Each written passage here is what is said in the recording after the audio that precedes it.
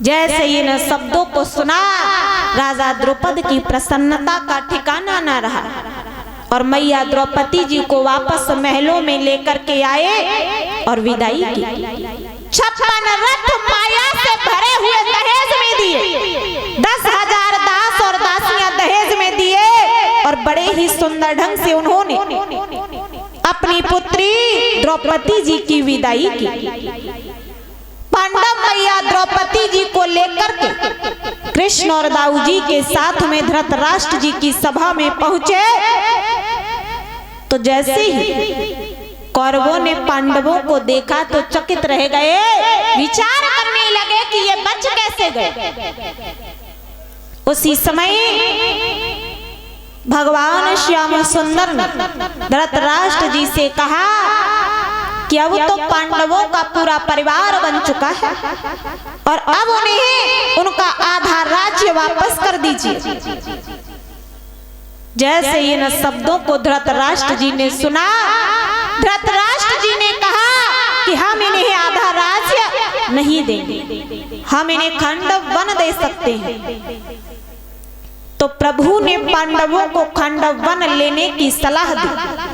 उसके बाद प्रभु ने विश्वकर्मा के द्वारा उस जगह को समतल करवाया और वहां पर एक बहुत सुंदर महल का निर्माण करवाया जिसका नाम इंद्रप्रस्थ रखा गया। उस महल की एक विशेषता थी कि जहां जल होता था वहां थल नजर आता था और जहां थल होता था वहां जल नजर आता था। इधर धर्मराज युधिष्ठिर ने विचार किया कि अब जब सब कुछ सही हो ही गया है तो क्यों ना कोई धार्मिक कार्य किया जाए। तो उन्होंने यज्ञ करने का विचार किया और उस यज्ञ में उन्होंने कौरवों को भी आमंत्रित किया। तो जैसे ही दुर्योधन उस यज्ञ में सम्मिलित होने के लिए आए तो उन्हें उस महल की विशेषता के बारे में मालूम नहीं था। तो जैसे ही दुर्योधन आगे की ओर बढ़े तो जहां जल होता था वहां वो भीग जाते थे और जहां थल होता था वहां वो उछल जाते थे। उछलते कूदते जैसे ही दुर्योधन आगे की ओर बढ़े, ये सारा हाल मैया द्रौपदी जी खिड़की से बैठी बैठी देख रही थी और द्रौपदी जी से रहा नहीं गया और हंस करके मैया द्रौपदी जी ने कह दिया कि अंधों के तो अंधे ही होते हैं। ये बात दुर्योधन ने सुन ली।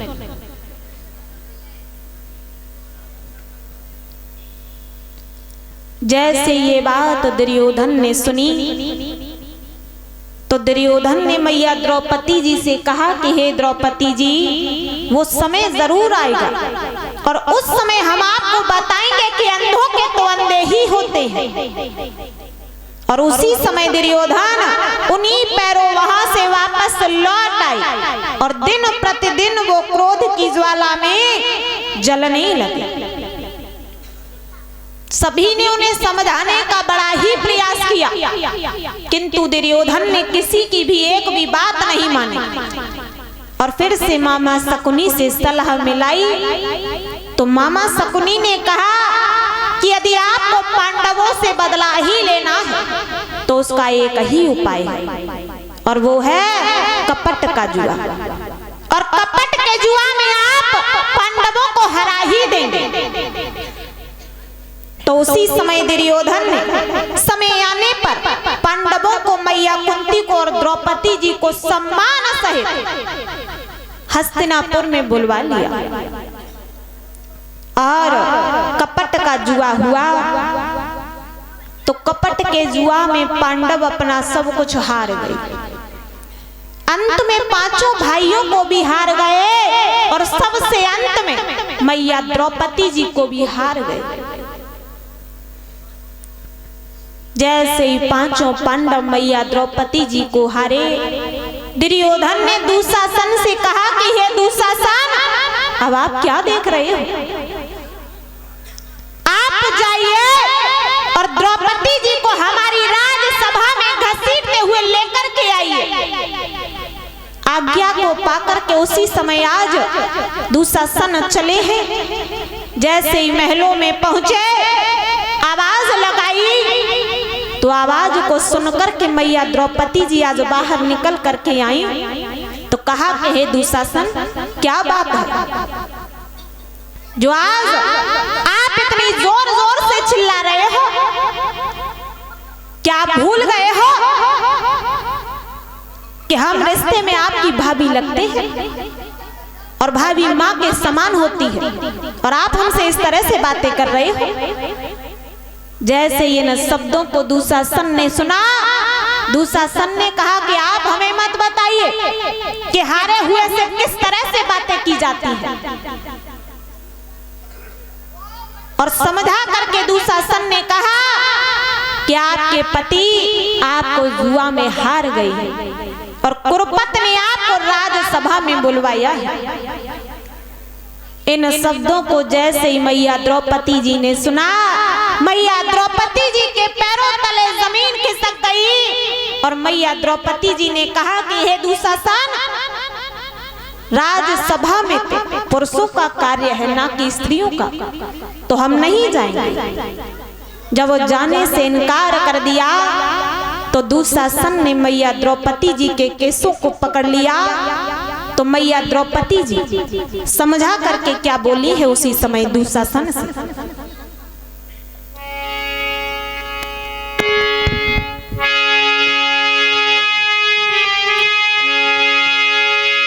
चलती हूँ तेरे साथ जरा सांस हमें लेने दे,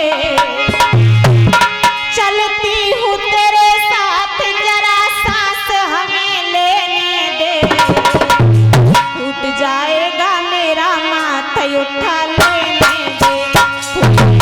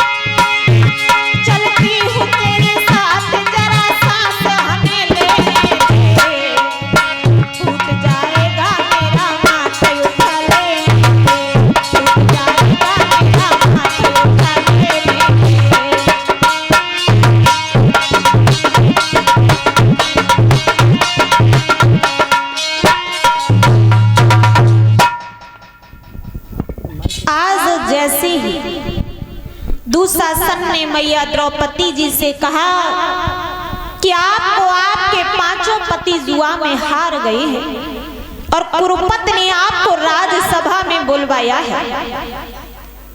इन शब्दों को जैसे मैया द्रौपदी जी ने सुना, मैया द्रौपदी जी राजसभा में जाने से इनकार करने लगी। उसी समय दुशासन ने मैया द्रौपदी जी के केसों को पकड़ लिया और घसीटते हुए मैया द्रौपदी जी को राजसभा में लेकर के आए। उस सभा में सभी सभासद विराजमान थे। सारी सभा मैया द्रौपदी जी को देख करके हंस रही थी।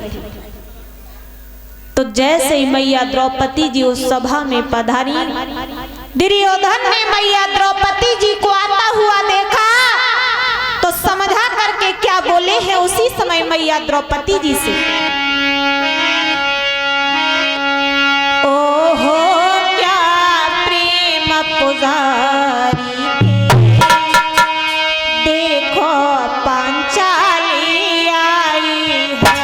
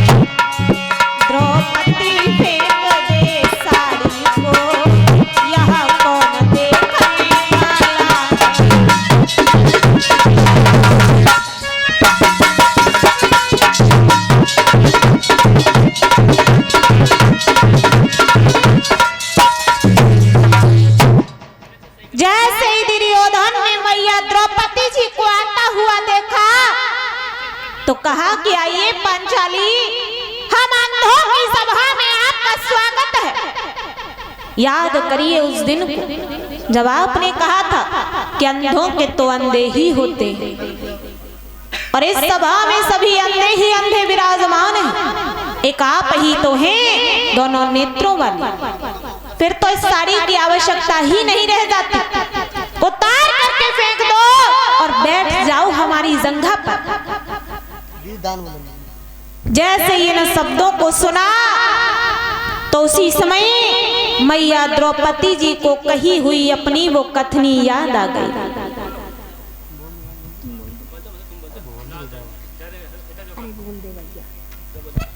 और इसी बीच भगवान की कथा में जो दान आया है वो इस प्रकार है। 20 रुपये सुरेंद्र ढकनगला, 20 रुपये राम सेवक ढकनगला, 10 रुपये सुनील ढकनगला, 20 रुपये कपिल और अर्पित ढकनगला, 20 रुपये हिमांशु ढकनगला, 10 रुपये सुनील ढकनगला, 50 रुपये योगेंद्र ठेकेदार ढकनगला ओमेंदर, और 50 रुपये दयाराम कारीगर इस्लाम नगर, 20 रुपये दिनेश ढकनगला, 20 रुपए लक्ष्मी चंद ढकनगला और 20 रुपए रामोतार ढकनगला, 10 रुपए कल्याण सिंह ढकनगला, 20 रुपए राजू ढकनगला, 20 रुपए अमन ढकनगला और 20 रुपए राम सेवक ढकनगला, 20 रुपए विनीत ढकनगला और 20 रुपए जयवीर ढकनगला और 20 रुपए ब्रज किशोर ढकनगला और 20 रुपए हरद्वारी ढकनगला और 20 रुपए हरज्ञान ढकनगला, 20 रुपए श्रीपाल ढकनगला, 10 रुपए कोमल ढकनगला, 20 रुपए कपिल यादव ढकनगला, 20 रुपए श्रीदेव जी ढकनगला और 50 रुपए रूप किशोर ढकनगला, 50 रुपए नेम सिंह ढकनगला, 50 रुपए ब्रज किशोर ढकनगला, 50 रुपए काले सिंह ढकनगला और 50 रुपए भमरपाल जी ढकनगला और 50 रुपए पप्पू सिंह ढकनगला, 50 रुपए भारत सिंह नेताजी ढकनगला और 50 रुपए श्री भगवान सिंह ढकनगला, 20 रुपए भजन लाल जी ढकनगला और 10 रुपए काजल ढकनगला और 20 रुपए लक्ष्मी सिंह ढकनगला और 20 रुपए नीतेश जी ढकनगला। ऐसे ही भक्त मिलकर के भगवान की कथा में दान कर रहे हैं। ऐसे भक्तों के हाथ भगवान हमेशा धर्म क्षेत्र में अग्रसित करते रहे। बोलिए कन्हैया लाल की श्री राधे। ऐसो लग रहा हो कछु भक्तजन सोए गए हैं, गिरे गिरे जा रहे हैं कछु कछु तो बगल वाले आंखें दिखा दिखा के परेशानी जगह जा। इधर के सो गए हैं, इधर के सो गए, इधर के जाग रहे हैं। तुम्हारी पार्टी सो रही है, हमारी पार्टी तो ऐसे देख रही है। सभी जाग रहे हैं, पीछे खड़े भी हैं, लेकिन इधर सब बैठे हैं, सो रहे हैं। देखो हमारी पार्टी देखो कैसे देख रहे हैं। अब देख कहाँ है, मेरे आंखें मिची हैं, आंखें बंद है। बोली श्रीमद् भागवत महापुराण की, वृंदावन बिहारी लाल की। ये जीत गए, हमेशा जीते ही रहेंगे, कभी हारेंगे नहीं ये। श्री सूत देव जी समझा करके कहने लगे कि हे सोनकादिक ऋषियों, जैसे ही दुर्योधन ने मैया द्रौपदी जी को आता हुआ देखा तो कहा कि आइए पांचाली, हम अंधों की सभा में आपका स्वागत है।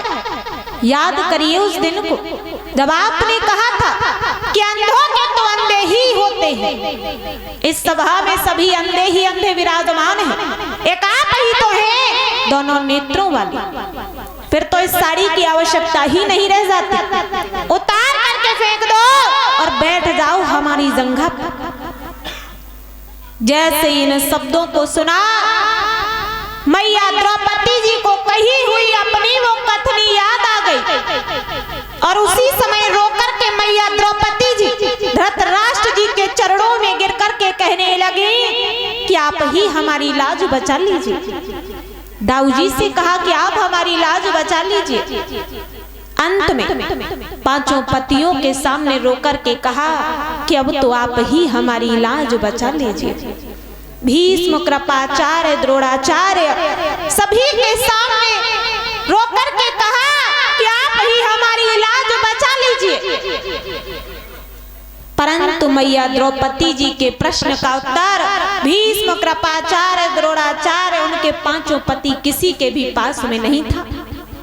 सभी ने अपनी गर्दन को झुका लिया।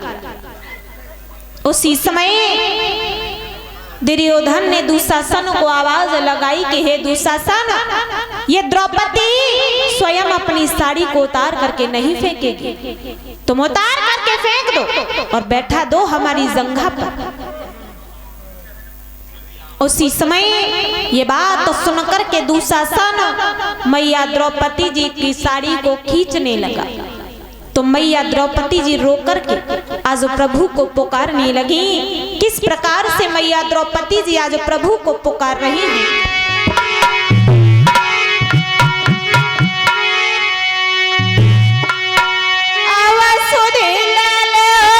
कृष्ण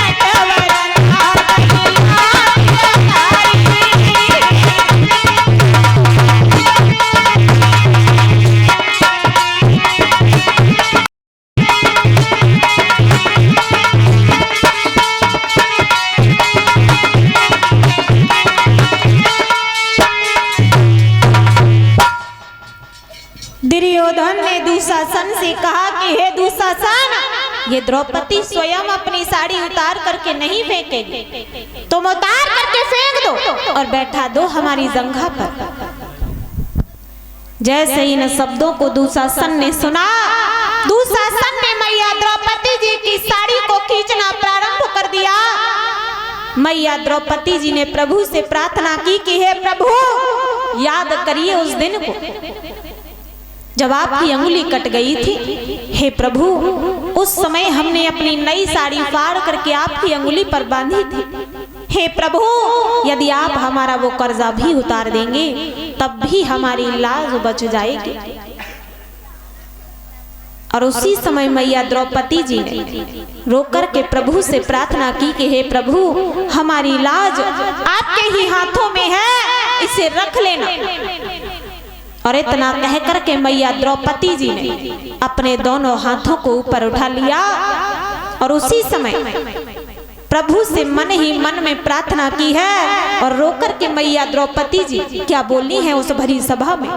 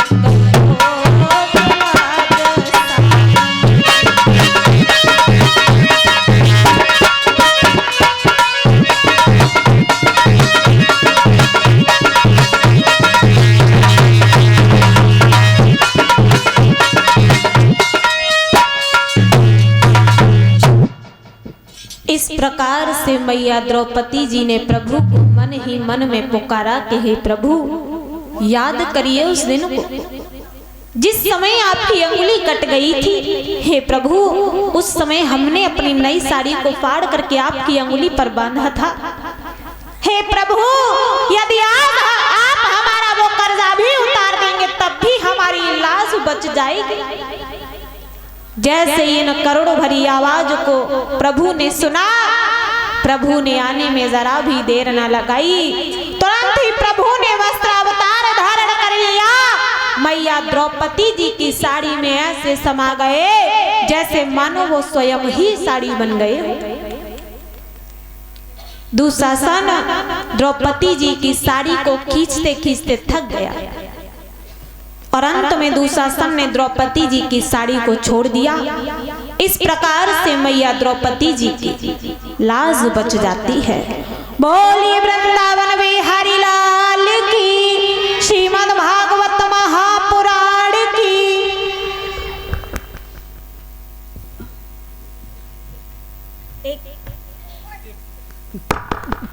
एक भर के कहा कि हे दुशासन, आज के बाद द्रौपदी जी के केस तब ही बनेंगे जब हम तुम्हें मार करके तुम्हारी छाती का रक्त द्रौपदी जी के केसों में डाल करके और तब हम बेड़ी बांधेंगे। और दुर्योधन से कहा कि हे दुर्योधन, जिस जंघा पर आपने द्रौपदी जी को बैठाने का प्रयास किया है, समय आने पर हम आपकी उसी जंघा को तोड़ देंगे।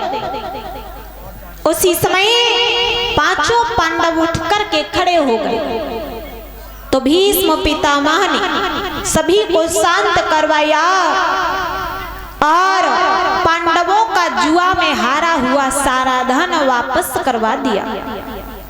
पांडव फिर से इंद्रप्रस्थ में रहने लगे।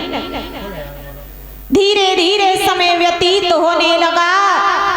दुर्योधन ने कहा कि मामा, अब क्या करें?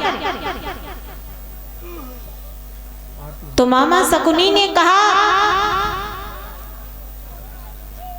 कि हे दुर्योधन, यदि आपको पांडवों से अपना बदला लेना है तो उसका फिर से यही उपाय है, कपट का जुआ।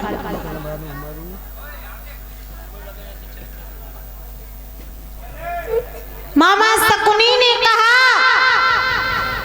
कि फिर से जुआ होगा और अब की बार जो जुआ में हारेगा उसे 12 साल के लिए वनवास भोगना होगा और 13वीं साल उसे अज्ञातवास भोगना होगा और हम पांचों पांडवों को जुआ में हरा ही देंगे और इससे उनका पूरा वनवास में ही चला जाएगा। जैसे ये बात दुर्योधन ने सुनी, दुर्योधन बड़े ही प्रसन्न हो। कुछ दिन बीतने पर दोबारा जुआ हुआ और फिर से पांचों पांडव उस कपट के जुआ में हार गए और पांडव द्रौपदी जी के साथ और वनवास के लिए चले गए और मैया कुंती विदुर जी को लेकर के अपनी पत्नी के साथ, विदुर जी अपनी पत्नी के साथ गंगा के किनारे आश्रम बना करके रहने लगे। धीरे धीरे करके पांडवों ने 12 सालों का वनवास तो बड़ी ही आसानी के साथ में काट लिया, परंतु जैसे 1 साल का अज्ञातवास आया तो पांचों पांडव दुखी हो गए, विचार करने लगे कि अब कहां जाएं, क्या करें। उसी समय व्यास भगवान प्रकट हुए। व्यास भगवान ने कहा कि आप चिंता ना करो और आप अपने अपने हथियारों को छिपा करके नाम बदल करके विराटपुरी में जाइए, वहां का राजा तुम्हें शरण देगा। पांचों पांडवों ने ऐसा ही किया, अपने अपने हथियारों को छिपा करके नाम बदल करके विराटपुरी के राजा कमलधेनु के यहाँ पर जा पहुंचे और वहां पर उनके नौकर बनकर के रहने लगे। वहीं पर भीम ने राजा कमलधेनु के साले कीचक का वध किया। धीरे धीरे समय व्यतीत होने लगा। 1 साल होने को आई और जब 4 दिन शेष रह गए तो इधर सभी कौरव पांडवों को ढूंढने के लिए निकले और ढूंढते ढूंढते वो राजा कमलधेनु की उत्तर की सीमा में जा पहुंचे। तो वहां पर राजा कमलधेनु के पुत्र उत्तर के साथ में युद्ध होने लगा। तो उत्तर के साथ आज अर्जुन भी मिलकर के युद्ध करवाने लगे। तो अज्ञातवास में जो 4 दिन शेष रह गए थे वो भी 5 पांडवों ने पूर्ण कर लिए। का है गो जगह के पीछे मत लड़ो, जगह घर ले जाओगे का? आराम से बैठ जाओ, लड़ाई मत करो। नहीं तो हम सुनाए महाभारत और रहते तुम आओ है जाओ। सभी भक्तजन शांत हो जाएं। माताएं बहनाएं सभी भक्तजन शांत हो जाएं।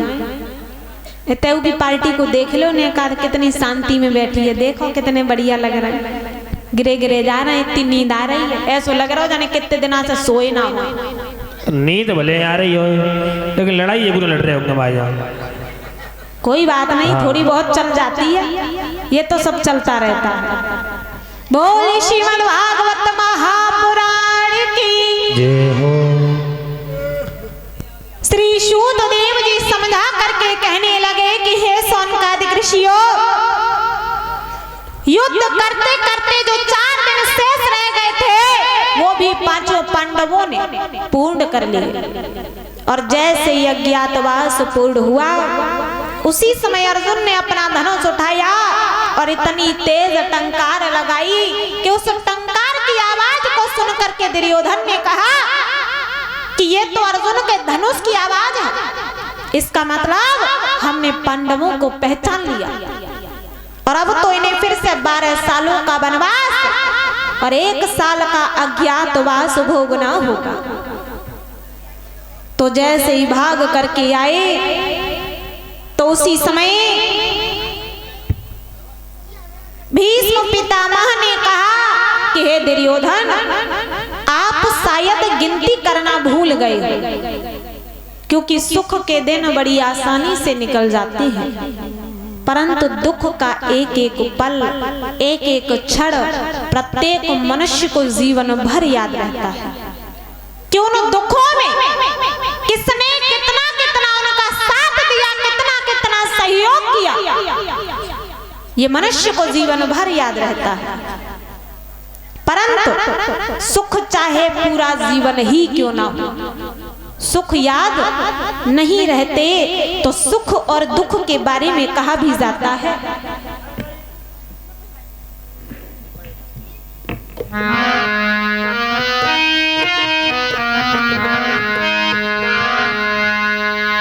सुख भी हमें प्यारे हैं, दुख भी हमें प्यारे हैं, छोड़ो मैं किसे भगवन, दोनों ही तुम्हारे हैं।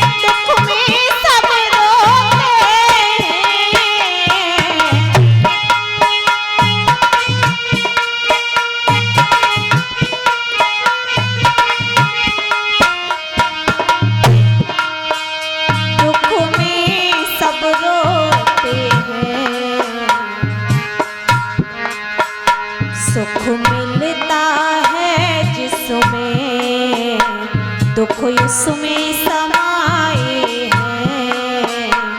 छोड़ो मैं किसी भगवन दोनों ही तुम्हारे हैं।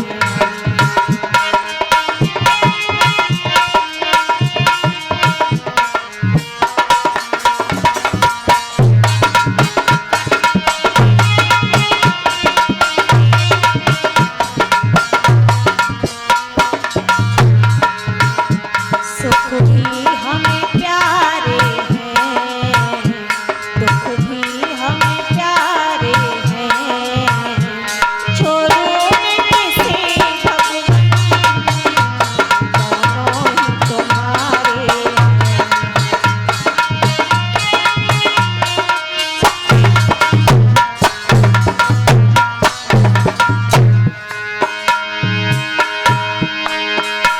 मैं कैसे कहूँ तुमसे दुख तेरा सुख ना दे।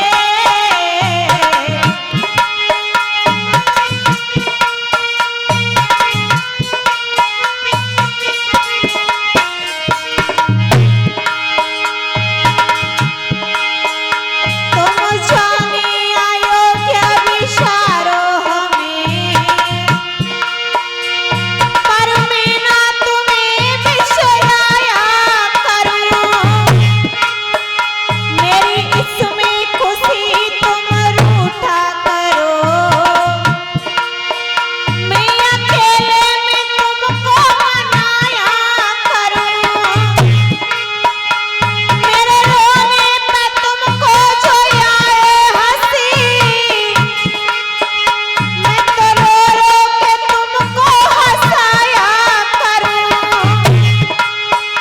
तेरे चरणों की चंदन को धूल समझ मैं तो माथे पे अपने लगाया करूं। मैं कैसे कहूँ तुमसे सुख तेरा दुख ना दे।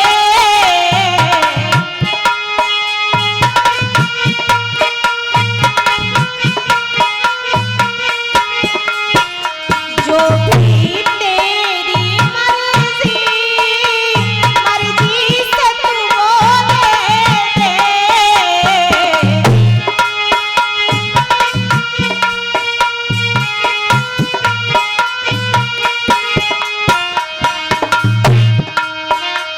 मर्जी से तू वो दे दे। मैंने तेरे आगे दोनों हाथ पसारे हैं। छोड़ो मैं किसी भगवन दोनों ही तुम्हारे हैं।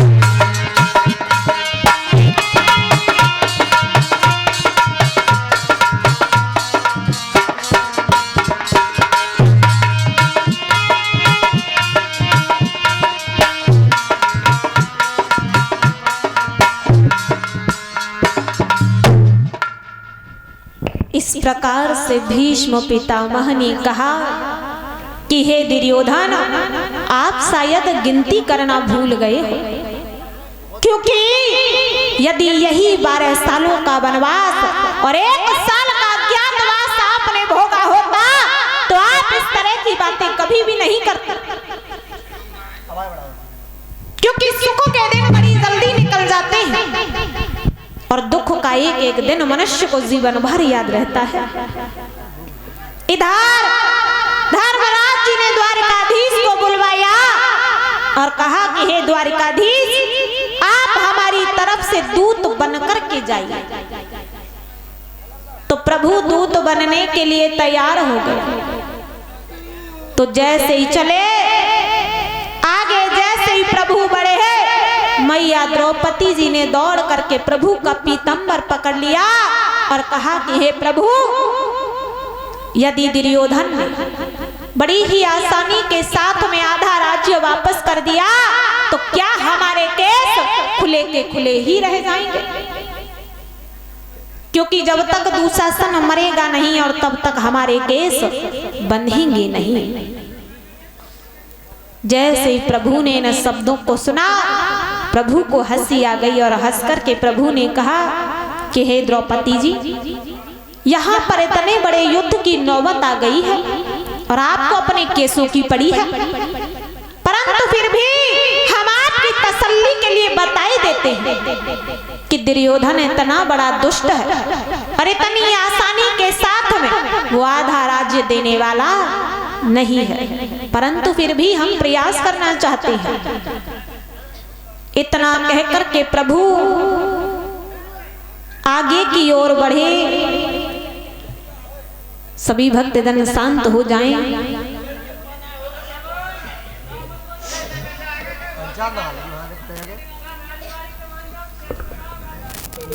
मीटिंग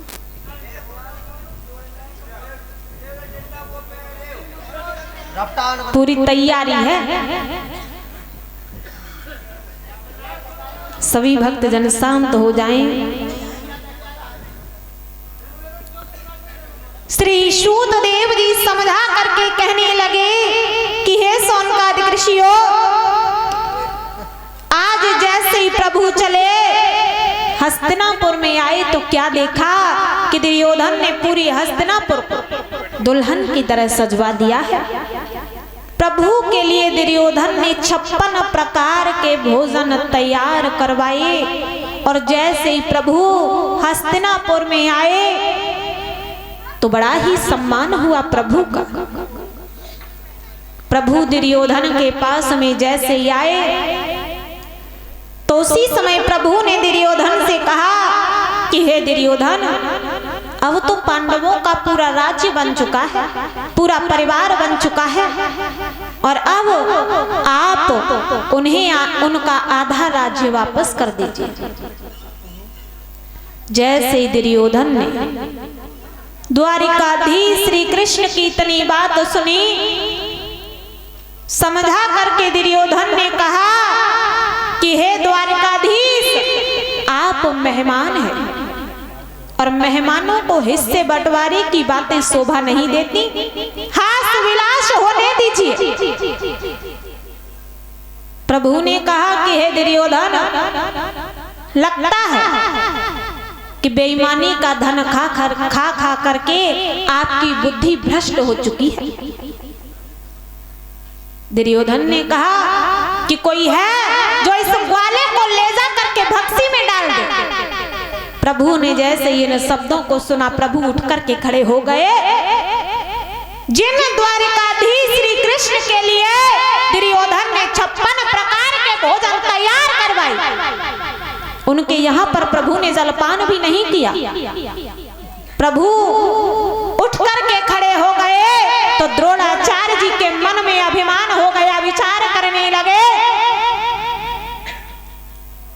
कि हो ना हो प्रभु हमारे यहाँ ही भोजन करेंगे, क्योंकि हम तो ब्राह्मण हैं। तो द्रोणाचार्य जी ने बड़े ही अभिमान के साथ में कहा कि यदि आप कहें तो हम अपने यहाँ आपके लिए भोजन तैयार करवा दें, यदि आप कहें। जबकि द्रोणाचार्य जी को भली भांति मालूम था कि द्वारिकाधीश श्री कृष्ण ने दुर्योधन के यहाँ पर जलपान भी नहीं किया, फिर तो ये पूछने वाली बात तो थी ही नहीं कि यदि आप कहें। और आज के समय में भी कहीं कहीं जगह, यहाँ की बात नहीं कर रहे हैं तो मत सोचियो हमारे बारे में कह रही हैं, यहाँ तो सब बहुत बढ़िया है।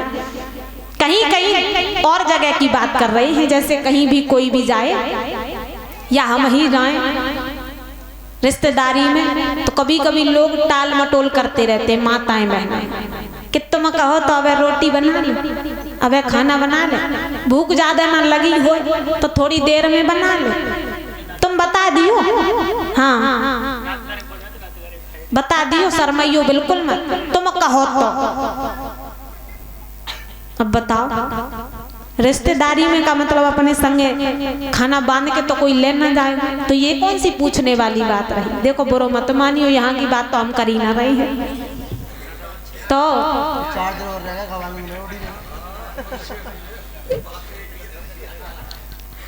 तो कभी कभी माताएं बहनाएं टाल मटोल करती रहती हैं, लेकिन एक बात का विशेष ध्यान रखना, अतिथि देवो भव, अतिथि देवता तुल्य बताया गया है। जानते सभी हैं लेकिन मानता कोई कोई है कि अतिथि देवता तुल्य है।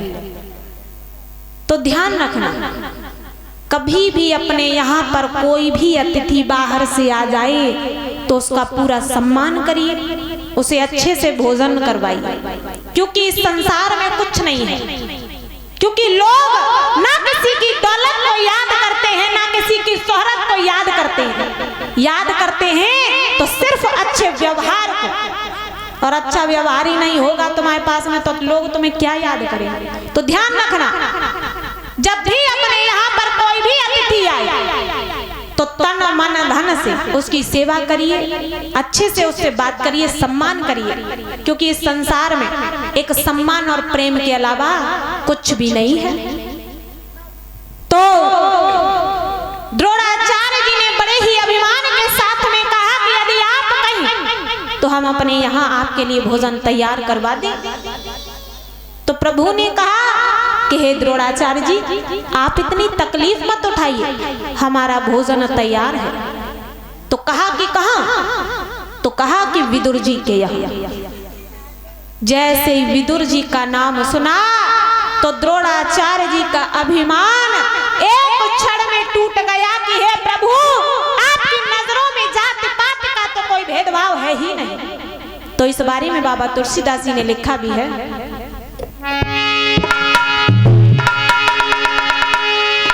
जाति पाति पूछे नहीं कोई, हरि को भजे सो हरि को होई। जय राम जय सिया राम,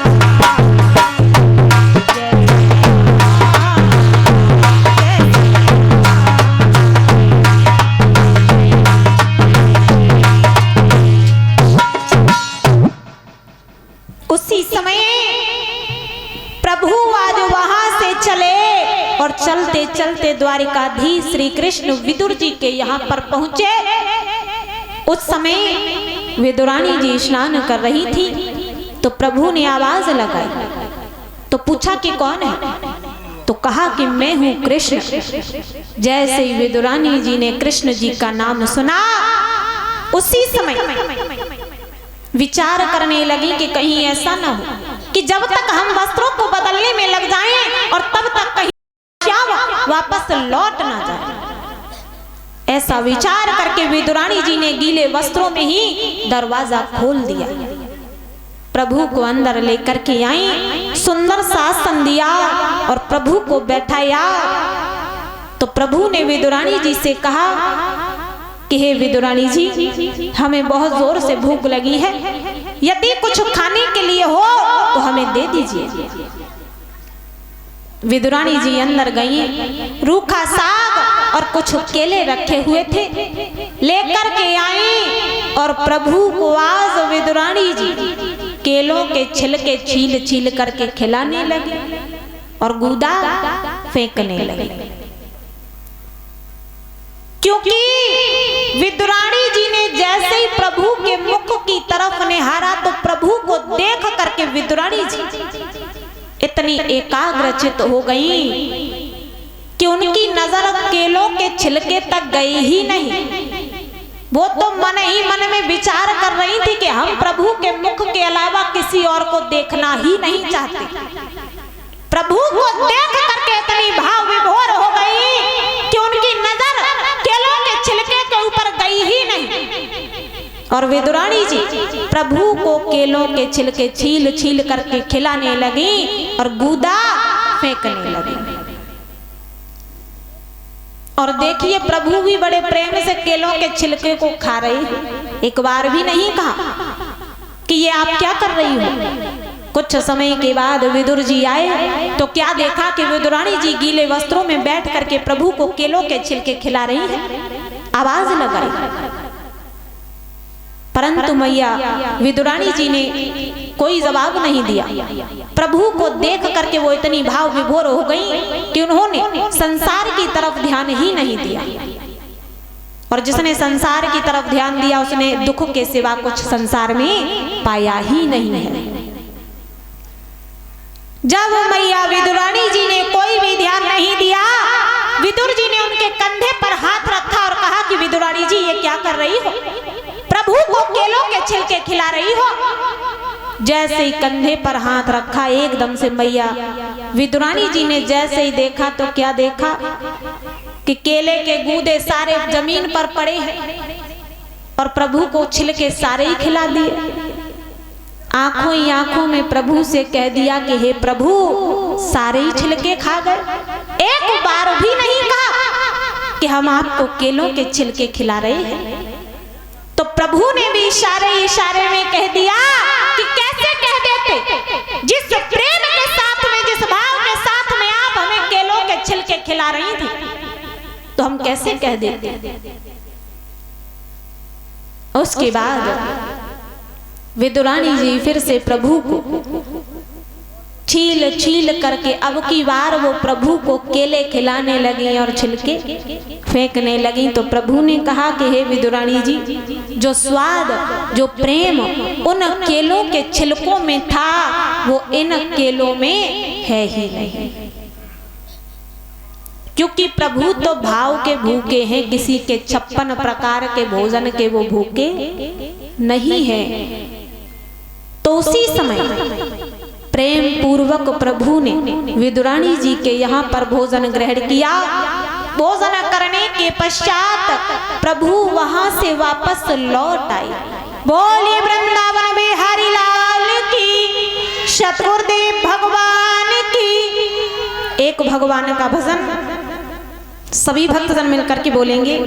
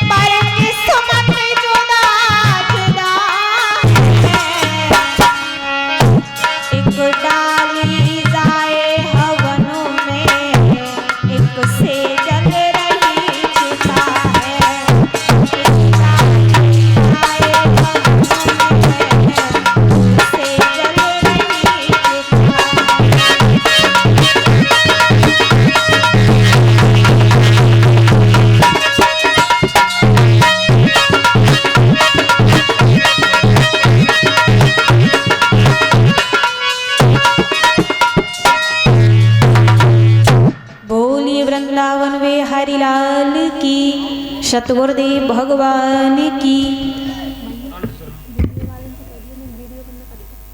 वीडियो बंद कर दे।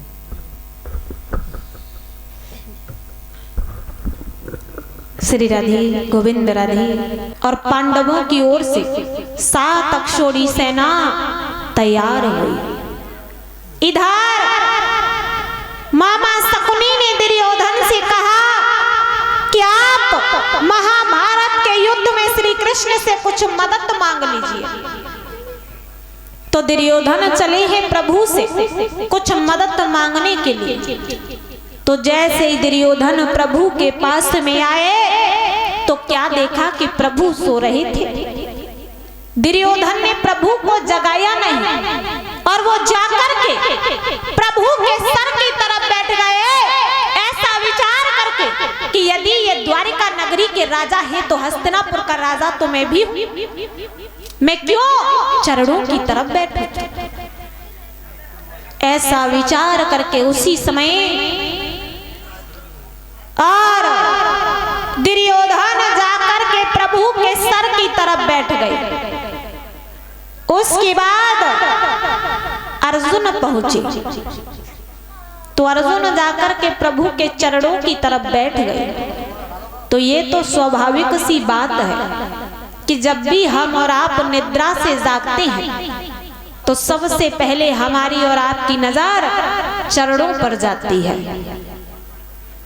तो जैसे ही प्रभु जागे तो उनकी नजर अर्जुन पर पड़ी।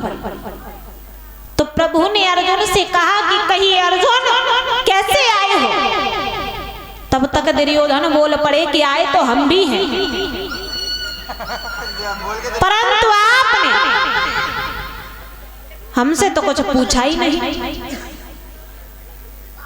तो प्रभु ने कहा कि हे दुर्योधन क्या बताएं, आप हमारे सर की तरफ बैठे हो और अर्जुन हमारे चरणों की तरफ बैठे हैं, तो आपके ऊपर तो हमारी नजर गई ही नहीं। परंतु कोई बात नहीं, पहले आप ही बता दीजिए कि कैसे आए हैं। तो दुर्योधन ने कहा कि हे द्वारिकाधीश, हम आपसे महाभारत के युद्ध में कुछ मदद मांगने के लिए आए हैं। जैसे इन शब्दों को सुना तो प्रभु को हंसी आ गई और हंस करके प्रभु ने कहा कि हे दुर्योधन, आप तो आपस में ही 100 भाई हो, भला आपको हमारी क्या जरूरत पड़ गई। तो कहा कि हम आपसे महाभारत के युद्ध में कुछ मदद मांगने के लिए आए हैं। तो प्रभु ने कहा कि हे दुर्योधन, एक तरफ हम हैं और दूसरी तरफ हमारी नारायणी सेना है, और हमारी ये प्रतिज्ञा है कि हम महाभारत के युद्ध में अस्त्र शस्त्र नहीं उठाएंगे। अब या तो आप हमें ले लीजिए या फिर आप हमारी नारायणी सेना को ले लीजिए। पीछे वाले जगा दियो, गिरे गिरे जा रहे हैं। प्रभु ने कहा कि अब या तो आप हमें ले लीजिए या फिर आप हमारी नारायणी सेना को ले लीजिए। देखिए प्रभु सामने से दुर्योधन से कह रहे हैं कि हे दुर्योधन, या तो आप हमें ले लीजिए, लेकिन फिर भी दुर्योधन प्रभु को पा ना सका, क्योंकि दुर्योधन बहुत ही जटिल भ्रष्ट बुद्धि का था। तो कहा भी जाता है कि मनुष्य अपने जीवन में कुछ करे या ना करे, लेकिन प्रभु को पाने के लिए मनुष्य के मन का निर्मल होना बहुत जरूरी है। एक भक्त वो है जो प्रभु को मंदिर में ढूंढता है, और एक भक्त वो है कि वो प्रभु को कहीं नहीं ढूंढता, प्रभु को चल कर के स्वयं जाना पड़ता है दर्शन देने के लिए। मैया सबरी जी प्रभु को चाहती थी, ना कि प्रभु से चाहती थी। जवानी से लेकर के बुढ़ापा निकल गया, लेकिन उनका विश्वास नहीं टूटा। इसी आस में वो प्रतिदिन प्रभु से प्रार्थना करती थी, आराधना करती थी कि एक ना एक दिन राम हमसे मिलने के लिए, हमें दर्शन देने के लिए जरूर पधारेंगे। ये उनका विश्वास ही तो था। उन्होंने प्रभु को कहीं ढूंढा नहीं, कहीं तलाश नहीं किया, तो विवश होकर के प्रभु श्री राम जी को, मैया सबरी जी को दर्शन देने के लिए जाना पड़ा। तो जो भक्त प्रभु से चाहते हैं वो प्रभु को ढूंढते फिरते हैं, और जो प्रभु से चाहते हैं वो प्रभु को ढूंढते फिरते हैं। माताएं बहनाएं जो जा रही हैं, पता ना कौन सी घड़ी बांध के आती हैं कि पता चल जाता है 11 बज गए, धीरे से सरक लो, 5 मिनट की बात है, सभी बैठी रहे।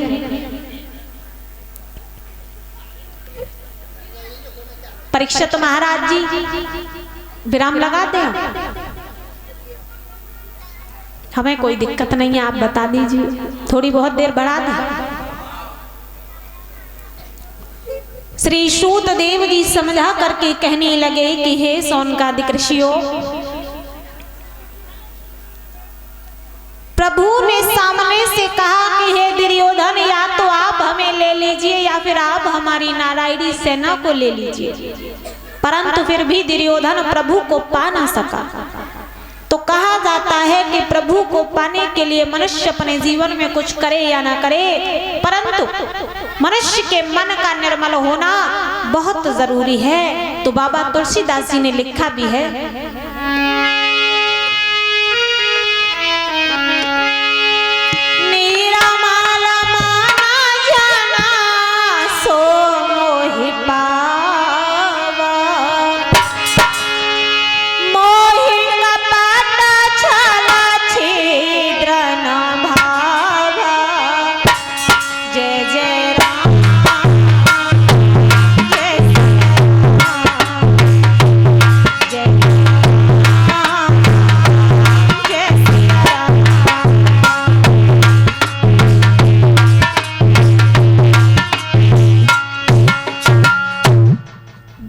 प्रवृत्त का व्यक्ति कभी भी प्रभु को पा ही नहीं सकता। तो दुर्योधन ने कहा कि हे द्वारिकाधीश, हमें आपकी जरूरत नहीं है, हमें तो आपकी नारायणी सेना की जरूरत है। दुर्योधन ने विचार किया कि महाभारत के युद्ध में तो अस्त्र शस्त्र तलवारों का काम है, और वो ये उठाएंगे नहीं, तो इन्हें ले जा करके वहां बांसुरी तो बजवानी नहीं है, जो इन्हें ले जा करके वहां भीड़ बढ़ा, इसलिए इन्हें लेने से कोई फायदा नहीं है। तो उन्होंने कहा कि हे द्वारिकाधीश, हमें आपकी जरूरत नहीं है। और उसी समय दुर्योधन प्रभु की नारायणी सेना को लेकर के वहां से चले गए। अब रह गए अर्जुन। तो प्रभु ने कहा कि अर्जुन अब आप कहिए, क्योंकि नारायणी सेना तो दुर्योधन लेकर के चले गए और अब हम ही बचे हैं, तो आप बताइए। और हमारी ये प्रतिज्ञा है कि हम महाभारत के युद्ध में अस्त्र शस्त्र नहीं उठाएंगे। तो अर्जुन मुस्कुराए और कहा कि हे प्रभु, हमें आपकी नारायणी सेना की नहीं, हमें तो आपकी जरूरत है। हे प्रभु, आप हमारे रथ के सारथी बन जाइए। तब प्रभु अर्जुन के साथ कुरुक्षेत्र मैदान में आए। तो जैसे ही दोनों सेनाओं के बीच में जो दोनों सेनाएं कुरुक्षेत्र मैदान में पहुंची, आमना सामना हुआ, तो क्या देखा कि कौरवों की ओर से उनके बड़े भाई बलराम जी खड़े हैं युद्ध करने के लिए। जैसे ही प्रभु ने बलराम जी को देखा तो विचार करने लगे कि दुर्योधन की हार होना निश्चित है और दुर्योधन को कोई नहीं जिता सकता। तो उसी समय प्रभु के मन में एक विचार आया और उसी समय भगवान श्याम सुंदर दुर्योधन के पास में जा पहुंचे और कहा कि हे दुर्योधन, हम युद्ध से पहले अपने बड़े भाई बलराम जी से कुछ बात करना चाहते हैं। दुर्योधन ने कहा कि ठीक है, कर लीजिए। तो कहा कि ऐसे नहीं कि बात बहुत गंभीर है, दूर ले जा करके करेंगे। दुर्योधन ने कहा कि ठीक है, दूर ले जाइए।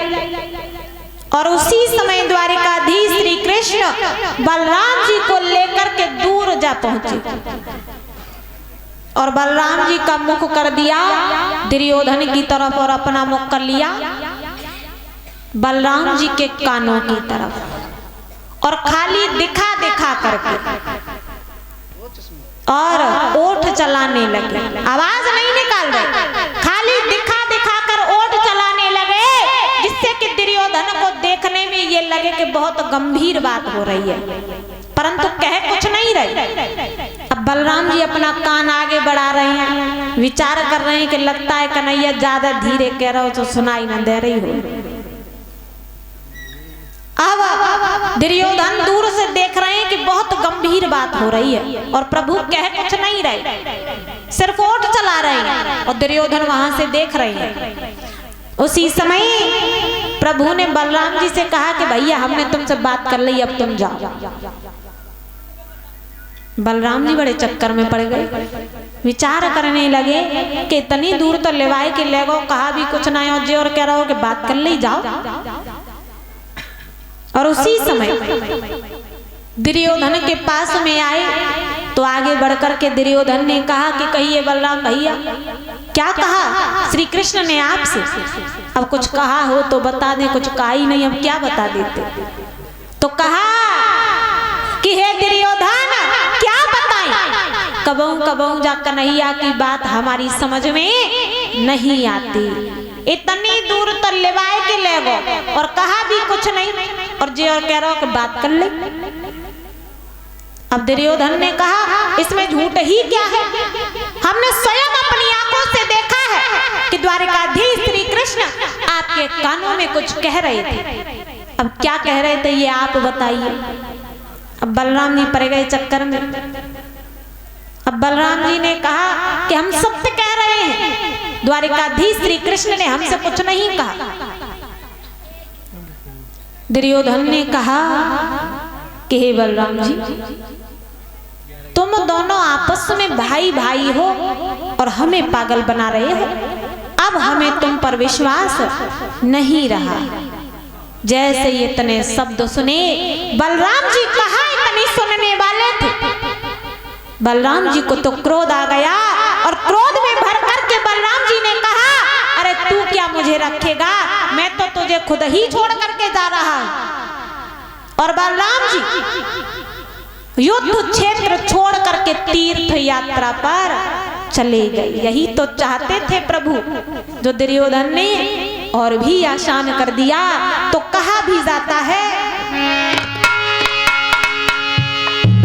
राम की ना चाहे सोई हो,